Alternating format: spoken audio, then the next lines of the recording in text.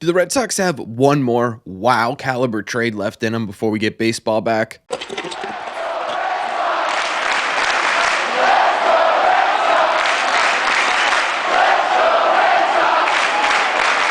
What is going on, everybody? Welcome back to Red Sea Radio. My name is Corbin. Thank you very much for clicking on this video. Today, we're going over a couple of options that could be on the table for the Red Sox to really finish up this offseason. One more big trade to solidify this 26-man roster. And I think we got to start by talking about whether or not this is even possible, right? Is it possible that the Red Sox still have one more move in them? And the correct answer is yes, right? The Red Sox have the assets, they have the financial capabilities of making one more legitimately big move before either spring training starts or opening day begins and really solidifying this 26-man team. The other question I think we should be asking is, will the Red Sox do this, right? They are capable of doing it. Are they actually going to do something like this? And part of me wants to say yes, because they know that this roster is close to done, but maybe not fully finished. A bigger part of me wants to say no, right? It feels like the Red Sox don't really want to go that extra mile and really polish this thing off going into 2025. For whatever reason you may sit there and say, whether it's cheapness, whether it's a full trust in your youth, whether it's just simply not having the right deal out there, I don't know, but it feels like they are too timid to make another move. So big question, are they actually going to do this? I don't know, to be honest with you, but we're going to have fun and talk about it like this is still a possibility, because it is a fun thing to talk about, and it is still a possibility for the Red Sox to do this. Obviously, one big trade that they could make to finish off this offseason would be to acquire Nolan Arenado. We've talked about him ad nauseum. I don't really want to get into him fully again, so I'm not going to, but I did think it's important to mention his name in this video because I think it is a distinct possibility. I am actually going to update you guys a little bit on this. I did talk about this last night with Robbie Hyde in his Monster Territory stream. I did talk about it on my live stream as well, but if you missed those, last night, Cardinals Live, a pretty solid informational source for Cardinals information, put out a really interesting tweet about this Nolan Arenado stuff, mentioning that Blaze Jordan and Nazan Zanatello are being mentioned as names that could potentially be connected to an Arenado Red Sox trade. The fact that he was so specific in this leads me to believe that there may be some steam picking up between the Red Sox and the Cardinals about this deal. Yeah, you can have a conversation about it. Again, I'm going to try and not have a super long conversation about Arenado just because we've talked about him a ton. So outside of Arenado, who feels like the most realistic pickup for the Red Sox at this point, who else could the Red Sox get? Well, one name that I think would be fantastic for the Sox to pick up would be Camilo Doval from the San Francisco Giants. He is a reliever who at one point was a closer. He did not do well last season, finishing with a 4.88 ERA, a significantly lower but still not great FIP of 3.71, a lot of walks, a lot of hits allowed, and a well below average ERA. Plus, you might be sitting there saying, Corbin, why would this be a big trade that you would love the Red Sox to do? Well, look at his numbers under Andrew Bailey specifically. I think you understand pretty immediately why I would be interested in bringing in Doval. During the Andrew Bailey era, between 22 and 23, he had a 2.73 ERA with a very similar 2.87 FIP. The ERA plus was at 1.49. It was 49% above league average production on the mound from Doval when Andrew Bailey was with the organization. He also had 66 saves, or 33 saves a season during that time. He was striking out 11 dudes per 9 inning, walking just 3.7. He was flat out a menace on the mound. He's still only 27 with a ton of potential left. He could genuinely be the perfect bullpen addition to really round this group out, getting in another guy who could end up becoming a really solidified and excellent closer,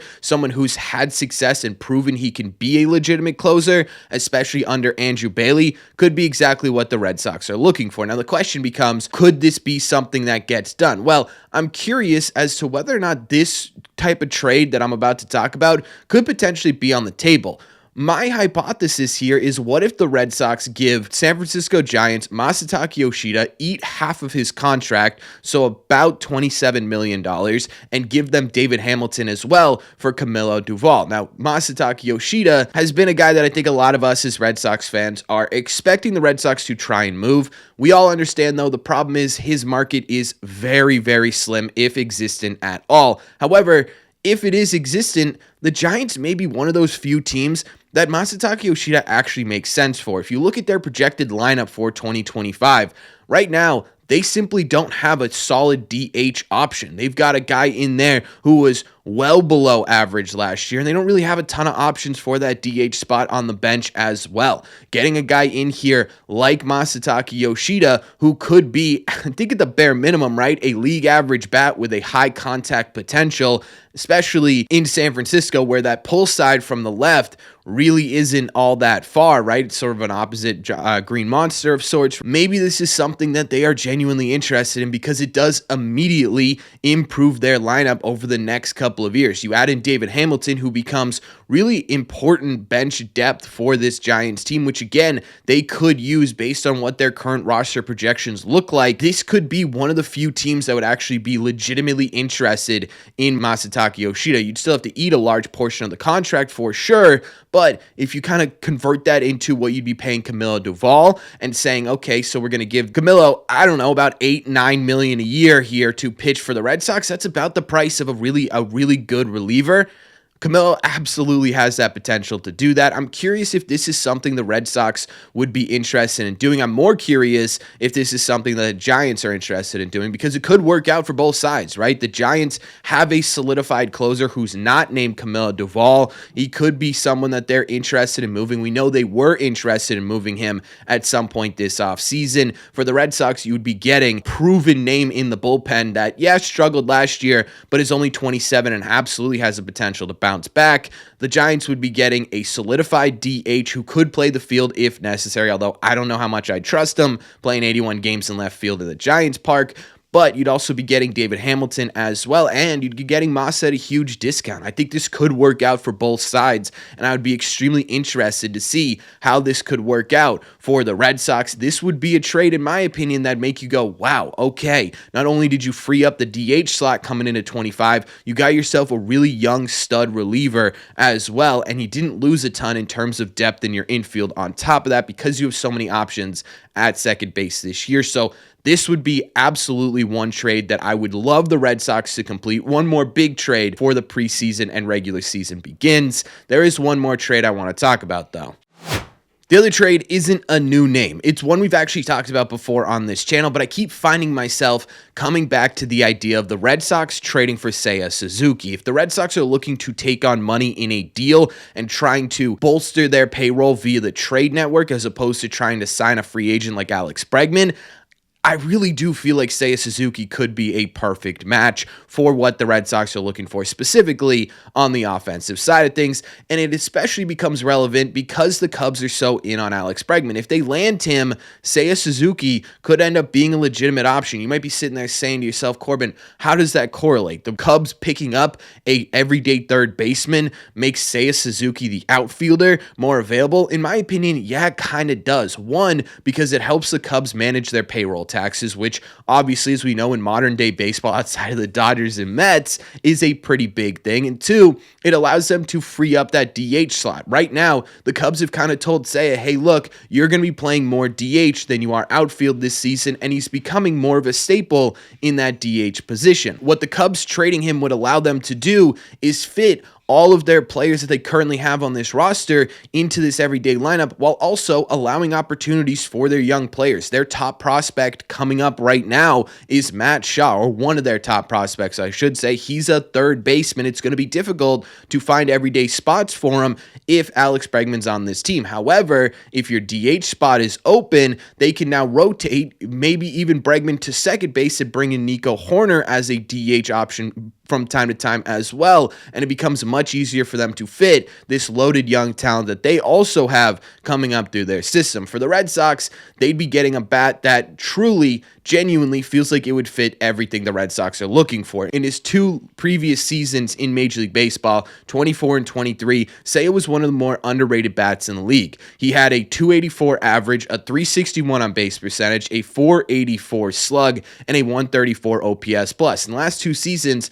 his his bat has been 34% more productive than the average bat in Major League Baseball. He also had 41 home runs during that time, so about 20 a year and 58 doubles a season. That number should increase as he's a pull hitter playing at Fenway Park. We all know exactly how pull hitters at Fenway Park work. In my opinion, that is simply more than enough to truly call yourself a middle-of-the-order right-handed bat. I think he'd be an absolutely fantastic get for this Red Sox team.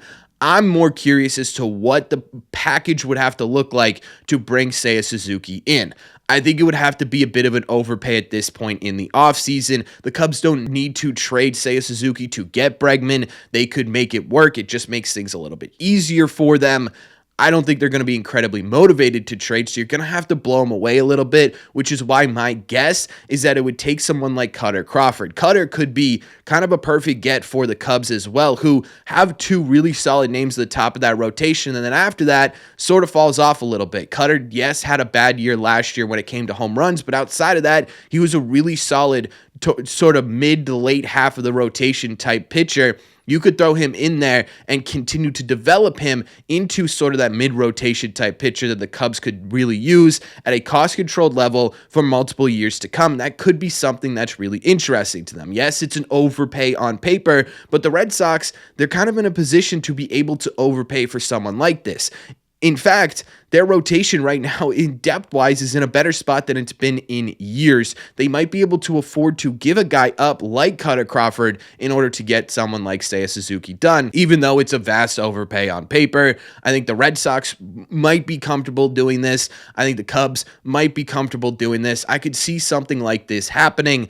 Again, you go back to how realistic is it? Honestly, I don't know. There are a lot of factors that play into this. Does Bregman end up going to the Cubs? Does Bregman go elsewhere? Might make it more difficult for the Red Sox to pry Seiya from them. I don't know, right? I don't know what the realism behind this is, but I sit there and I say, what trade can the Red Sox make that would truly wow this team and really push it over the edge? I think Seiya, especially if you can get him in that DH outfield role, could absolutely be the guy to do that. What I'm curious about is whether or not they can get both of these done, right? If they can get both of these names into this organization, they've done a couple of really good things. They filled the holes that they wanted to fill coming into the season pretty much fully between what they got in the rotation, what they got in the bullpen, and now what they have in the lineup as well. You're also moving on from Masataka Yoshida and kind of opening up that DH spot a little bit, right? Seiya would probably play most games there, but you could also use him in the outfield a little bit. He's a little bit more competent in the outfield than Masa, and you'd be getting Camilo Doval, who again we talked about and raved about already. I would love to see them pull both of these off. I think the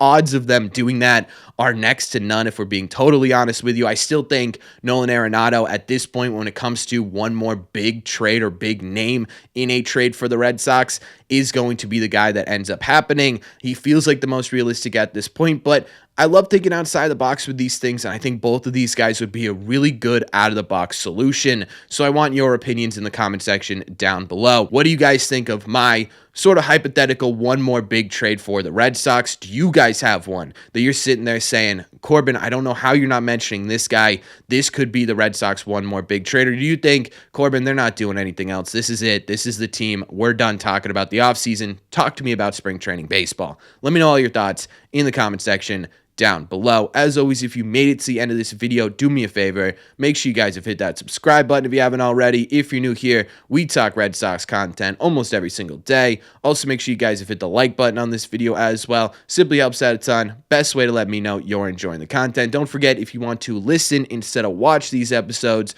best way to do that is to head over to your favorite podcasting app and look up Red Seat Radio. Thank you all very much for clicking on this one, and I will see you in the Red Seats.